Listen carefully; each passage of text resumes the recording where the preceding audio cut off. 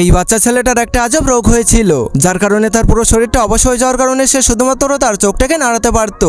এই জন্য তার স্কুলের বন্ধুরা তাকে একদমই পছন্দ করতো না, যার কারণে তারা তাকে দেখার পর নিজেদের চেয়ারটাকে সরিয়ে নেয়। কিন্তু তখনই ক্লাসের সামনে বসে থাকা একটা মেয়ে বারবার পেছনে তাকিয়ে তাকে দেখে হাসতে শুরু করে দিয়েছিল।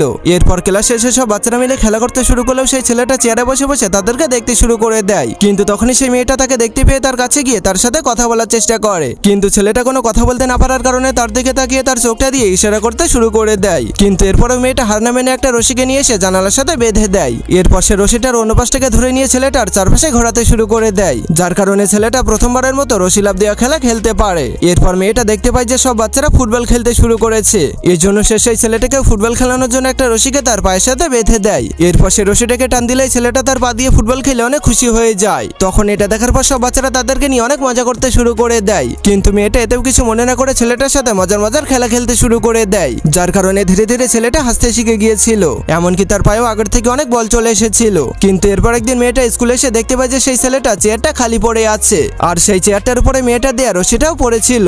তখন এটা দেখার পর মেয়েটা ভাবতে শুরু করে ছেলেটা হয়তো হাঁটতে শিখে গিয়েছে। এই জন্য সে তাকে খুঁজতে শুরু করলে তখনই সে জানতে পারে যে ছেলেটা আর দুনিয়াতে বেঁচে ছিল না, যার কারণে সেই মেয়েটার মনটা অনেক খারাপ হয়ে যায়। এই জন্য সে সেই রশিটাকে তার হাতের সাথে সারা জীবনের জন্য বেঁধে রাখে।